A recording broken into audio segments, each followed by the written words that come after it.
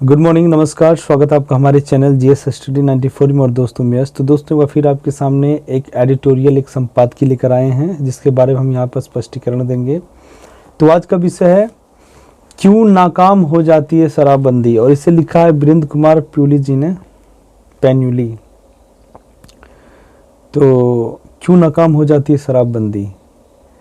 तो ऐसा नहीं है कि बिहार जैसे राज्य में जहाँ पर पिछले कई सालों से शराब बंद है, शराब का क्रय विक्रय आप उस राज्य के अंदर नहीं कर सकते हैं। यदि करते हैं तो आपके ऊपर कानूनी कार्रवाई हो जाएगी, आपको जेल तक जाना पड़ सकता है। तो दोस्तों हालांकि अभी हाल ही में जिस प्रकार से बिहार के अंदर 50 के ऊपर मौतें हो गई हैं, ये कोई बड़ी बात नहीं है कि नहीं बिहार जैसे राज्य में ही हुआ है। आप उत्तर प्रदेश उठा के देख लीजिए, झारखंड उठा के देख लीजिए, छत्तीसगढ़ उठा के देख लीजिए, मध्य प्रदेश उठा के देख लीजिए। जिन राज्यों में शराब बैन नहीं है वहाँ पे भी लोग मर रहे हैं। इसीलिए हम बात जब करेंगे बिहार के बारे में तो पूरा स्पष्टीकरण लेके पूरे राज्यों का चलेंगे, ठीक है। तो चलते हैं आगे। बिहार के सारण जिले में ईसूपुर थाना क्षेत्र में जहरीली शराब से 50 से ज़्यादा लोगों की मौत के बाद राज्य की नीतीश सरकार पर बिहार में शराब समर्थक राजनेताओं को शराबबंदी पर पुनर्विचार करने और शराबबंदी खत्म करने के लिए दबाव बढ़ाने का मौका मिल गया है। तो बता दें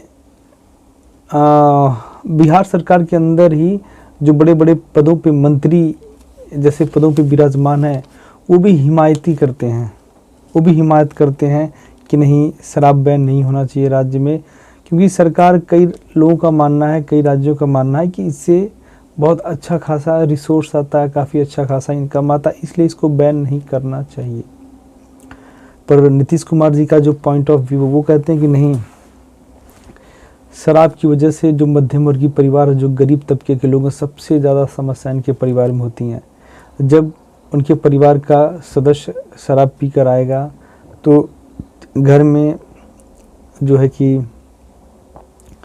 हिंसात्मक चीज़ें हो सकती हैं, जैसे महिला के ऊपर हिंसा, ठीक, और ऐसे कई तमाम तरह की शराब पीने के बाद लोग गलत कार्य भी कर देते हैं, ठीक है, चोरी कर सकते हैं, कहीं किसी प्रकार का गलत प्रकरण में फंस सकते हैं। तो इस वजह से उन्होंने कहा कि मैं अपने बिहार की बेटियों माताओं को इस तरह से उजड़ते नहीं देख सकता। इसलिए एक बार इन्होंने संसद में गुस्से में आकर तक कह दिया था, कुछ भी कर लो मैं इस कानून को वापस नहीं लेने वाला। इससे पहले नवंबर 2021 के पहले सप्ताह में भी उन पर ऐसा दबाव था जब राज्य के 2 जिलों में 15 दिनों के भीतर ही 33 लोगों की मौत हुई थी। शराबबंदी को गलत ठहराने के मामले में राजनीति तो होती ही है। अब बताइए, जब कोई मर रहा है तो सबसे बड़ी बात यह है कि जांच पड़ताल होनी चाहिए कि बना कौन रहा है, सप्लाई कौन दे रहा है। ऐसे लोगों के ऊपर जो है कार्रवाई होनी चाहिए, उन्हें जेल में डाला जाए, तब जाकर बिहार राज्य के अंदर इस प्रकार की समस्याओं से आपको निजात मिलेगा। अन्यथा दोस्तों ये स्थिति लंबे समय तक और भी विकराल होती चली जाएगी। तो वही स्थिति है। जब भाजपा नीतीश के साथ सरकार में थी तब तत्कालीन उप मुख्यमंत्री सुशील मोदी शराबबंदी के फायदे गिनाते थे। अब के उप मुख्यमंत्री तेजस्वी यादव नीतीश को सही ठहराते हैं। तो देख लीजिए, यही तेजस्वी यादव हैं जो कुछ साल पहले विपक्ष में मुख्य भूमिका का काम कर रहे थे। तब किस प्रकार से उन्हें क्रिटिसाइज करते थे, किस प्रकार से नीतीश सरकार की आलोचना करते थे शराब को लेकर कि पूर्ण रूप से बंदी नहीं होनी चाहिए। पर अब देखिए, जब इनके साथ गठबंधन हो गया है, सरकारें बना लिया गया है, उसके बाद इनको उप मुख्यमंत्री का पद दे दिया गया, तो ये बहुत ही अच्छा कार्य है नीतीश जी के द्वारा, ऐसा ही होना चाहिए। ऐसे तमाम तरह के वाक्यों का इस्तेमाल कर रहे हैं हमारे तेजस्वी जी, जो लालू के बड़े बेटे हैं, ठीक। ये हर जगह है। पर दोस्तों हमें जानते हैं किस प्रकार रहना चाहिए। जैसे आज बता दें, बिलावल भुट्टो जो पाकिस्तान सरकार में विदेश मंत्री हैं, और जिस अभद्र भाषा को उन्होंने इस्तेमाल किया है, इस वजह से हमारे देश में कोई ज़रूरी नहीं कि भाजपा के कार्यकर्ता ही, हमारे देश के किसी भी राजनीतिक पार्टी का चाहे कार्यकर्ता हो, चाहे किसी भी राजनीतिक पार्टी का MP MLA हो, मंत्री हो, सारे लोग कंडेम कर रहे हैं, निंदा कर रहे हैं पाकिस्तान सरकार का, पाकिस्तान सरकार के मंत्री का जिसका नाम बिलावल भुट्टो है। क्यों, कैसे हमारे देश के प्रधानमंत्री को ये शब्द कह सकता है, गुजरात का कसाई कह सकता है कि नरेंद्र मोदी तो कसाई हैं। किस प्रकार से 2002 के दंगों में उन्होंने मुसलमानों को काटा। ये सब जिस प्रकार से एक निगेटिव नैरेटिव बनाया जा रहा है हमारे देश के प्रधानमंत्री को लेकर, देखिए हो सकता है कि हमारी विचारधाराएं अलग हों, पर हमारा जो उद्देश्य वो एक ही है। हमें हमारे देश को आगे ले जाना है, विकास के पथ पर सतत प्रयास करना है, शिक्षा के क्षेत्र में क्रांति लाना है, बेरोजगारी को दूर करना है, टूरिज्म को मजबूत बनाना है, बहन बेटियों की शिक्षा के लिए अच्छी से अच्छी, बेहतर से बेहतर आधुनिक शिक्षा का उपयोग करना है। ये सारी तमाम तरह की हमारे पास जो चुनौतियां हैं उन्हें हमें पूरा करना है। और यदि हमारी सरकारें जो विपक्ष में हैं उनका काम ही है आलोचना करना, चीज़ों को सही तरीके से पेश करना। यदि सत्ता पक्ष सरकार गलत कर रही है तो जो विपक्ष की सरकारें हैं वो सही राह दिखाएं। पर इसका मतलब नहीं कि हमारे देश के विपक्ष के नेता कार्यकर्ता चुप रहेंगे यदि हमारे देश के प्रधानमंत्री हमारी अखंडता, हमारी संस्कृति, हमारी सभ्यता पे कोई प्रश्न चिन्ह लगाए, कोई कलंकित करने का प्रयास करे। तो जिस प्रकार से हमारे चाहे छत्तीसगढ़ के कह सकते हैं मुख्यमंत्री हो, चाहे यहाँ पंजाब के मुख्यमंत्री हो, जिस तरह से हमारे देश के यशस्वी प्रधानमंत्री मोदी जी का बचाव किया हो, काबिल तारीफ। उन्होंने कहा कि कुछ भी हो पर इस प्रकार की अभद्र भाषा का आप इस्तेमाल नहीं कर सकते। तो ये होना चाहिए, ये वाकई होना चाहिए। एक दूसरे का आवश्यकता पड़ने पर बचाव भी करना आवश्यक है, अन्यथा दूसरे देशों में भी मैसेज जाएगा कि ये लोग बस आपसी रोटी सेकने का प्रयास कर रहे हैं।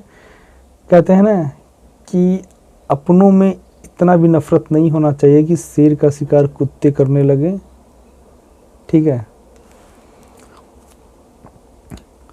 और उधर जो है कि आपके राहुल जी हैं, राहुल जी की स्थिति आज इसलिए ऐसी है, कांग्रेस पूरी तरह से अपनी जनाधार खोती चली जा रही है और खो चुकी है, कई राज्यों में सिमट रही। हालांकि यदि हिमाचल प्रदेश के अंदर देखा जाता तो स्थिति संतोषजनक समान है, पर यदि यही स्थिति रही तो कई राज्यों से उनका पूरी तरह से सत्ता से बेदखल हो जाएंगे। जानते हैं क्यों? अभी जो अरुणाचल प्रदेश में तवांग घाटी में जिस प्रकार से चाइना आर्मी लिबरेशन से जिस प्रकार से और भारतीय सेना से कॉन्फ्लिक्ट हुआ था, हाथापाई हुआ था, उस बात को लेकर जिस प्रकार से क्रिटिसाइज़ किया है कि नहीं हमारे देश के प्रधानमंत्री चीज़ों को छुपा रहे हैं, सही चीज़ें नहीं ला रहे हैं, तो ये कहीं ना कहीं गलत मैसेज आता है। पता है, ऐसे डोकलाम का जब मुद्दा हुआ था तो बहुत सारे आरोप लगा दिए थे हमारे विपक्ष के और कांग्रेस के राजकुमार राहुल जी, सोनिया जी। ठीक है। और उसके बाद गलवान में जब हुआ था तो गलवान को लेकर एक बड़ा मुद्दा बनाया था, पर आज हमारा देश और पूरी दुनिया, वैश्विक समुदाय के लोग भी जान चुके हैं कि भारत जैसा देश जहाँ पे स्टैंड लेता है, पहले जैसी अब बात नहीं है। यदि वो कोई बात कहता है तो पूरी दुनिया उसको सुनती है। और आपने देखा होगा कि चाहे डोकलाम का मुद्दा रहा हो, चाहे गलवान का रहा हो, चाहे तवांग घाटी का रहा हो, इन सारे मुद्दों में जो भी झड़प हुई हैं, जो भी चीज़ें हुई हैं, भारत की ही जीत हुई है और पूरी दुनिया ने इसे लोहा माना है। इसलिए देखिए, आपकी जो राजनीति होनी चाहिए, मूल विषय से यदि आप भटक चुके हैं तो आप मुख्य धारा में कभी नहीं आ पाएंगे। और आज यही कारण है कि दोस्तों, लोग भारतीय जनता पार्टी के बाद यदि दूसरी कोई विपक्ष की पार्टी देख रहे हैं, अपना भविष्य देख रहे हैं, तो वो है आम आदमी पार्टी, क्योंकि वो आपसे बेहतर कर रही है। निसंदेह यह कहते हुए वह बिहार विधानसभा में आपा खो बैठे थे। नीतीश महिलाओं के हित के लिए शराबबंदी को मुख्य कारण बताते हैं। भारत ही नहीं, वैश्विक स्तर पर भी महिलाएं मानती हैं कि उन पर होने वाली हिंसा, परिवार के बिखराव और बच्चों में नशे के प्रचार के लिए शराब जिम्मेदार है। ठीक है। वही राजनेता ही नहीं, न्यायालय ने भी परोक्ष रूप से बिहार की शराबबंदी की आलोचना की है। अब देखिए, कुछ राजनेता तो आलोचना किए ही हैं। अब आप यहाँ देख सकते हैं, न्यायालय ने भी आलोचना किया कि इन सारी समस्याओं से यदि आपको निजात पाना है तो इसका मतलब नहीं आपको शराबबंदी पे पूर्ण शराबबंदी लागू कर दे, नहीं। आपको जो है कि उस तरह का माइंडसेट करना पड़ेगा, तब जाके चीज़ों में आप सुधार कर सकते हैं। और इन्होंने जो है कि नीतीश कुमार जी ने कुछ आंकड़े भी दिखा दिए हैं कि हमारा बिहार एक ऐसा राज्य नहीं है जहाँ पे लोग दारू पी के मरे हैं। ऐसे तमाम तरह के राज्य हैं। पिछले 2021 में जिस प्रकार से उत्तर प्रदेश में 32 लोग मर गए, झारखंड में मर गए, ठीक है, तो ये सारी चीज़ें अपना गिना रहे हैं। तो कहने का मतलब ये है कि यही है कि क्यों नाकाम हो जाती है शराबबंदी। तो शराबबंदी के नाकाम होने का कई कारण हैं, ठीक है। सबसे बड़ी बात है कि जो वहाँ का प्रशासन है ना, वो चंद पैसों के लिए किस प्रकार से बिक गया है। और वहाँ के जो माफिया हैं, शराब माफिया, उन्हें सहयोग करता है, ठीक। उन्हें एक जगह से दूसरे जगह दारू ले जाने के लिए, शराब ले जाने के लिए, बनाने के लिए पूरी तरह से सहयोग करता है। इस वजह से यदि प्रशासन यहाँ पे मिला नहीं होता तो इतने बड़े कार्य को अंजाम नहीं दिया जा सकता। सोचिए, प्रत्येक ज़िले में तमाम तरह की चौकियाँ हैं, थाने हैं, उसके बाद भी यदि इस प्रकार की समस्याएं, इस प्रकार की चीज़ें वहाँ जन्म ले रही हैं, तो सबसे बड़ा चीज़ क्या हो सकता है कि प्रशासन का साठगांठ है। इस वजह से ये सारी चीज़ें हो रही हैं। तो सबसे पहली प्राथमिकता ये है, नीतीश कुमार और तेजस्वी यादव, जो भी वहाँ के प्रशासनिक अधिकारी हैं, उन पे शिकंजा कसें, उन्हें खुली चेतावनी दें कि यदि दोबारा इस प्रकार के कार्य किए जाएंगे तो वहाँ का जो शराब माफिया है वो तो जिम्मेदारी होगा ही है, उससे ज़्यादा आप लोग जिम्मेदार होंगे, क्योंकि ये आप लोग सहयोग कर रहे हैं। यदि आप लोग इनके कार्यों में हस्तक्षेप किए होते तो आज ये नौबत नहीं आती, आज बिहार जैसे राज्य को अपमान नहीं होना पड़ता, ठीक है। देश में अनुमानतः राज्य को करीब 2.5 लाख करोड़ का राजस्व शराब से मिलता है, फिर भी लगभग 10,000 करोड़ रुपए का अवैध शराब का व्यापार होता है। इसका संबंध चुनाव से भी है। विधानसभा के चुनाव हों अथवा लोकसभा या पंचायतों की असली नकली शराबों की मांग बढ़ जाती है।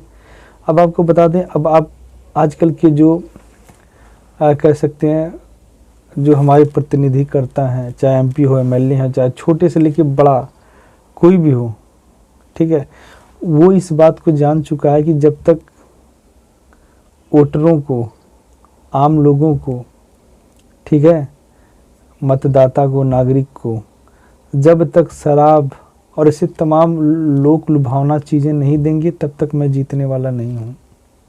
ये हकीकत है। इस बात पे आप अमल करिएगा। आज की स्थिति बहुत ही कह सकते हैं भयानक हो चुकी है, ठीक है। जो शराब पिलाएगा, जो अवैध पैसा बांटेगा, जो तमाम तरह की अश्लील सुख सुविधाएं लोगों के बीच में देगा, वही चुनाव जीतेगा, अन्यथा वो नहीं जीतेगा। तो आज के लिए इतना ही। नमस्कार, धन्यवाद।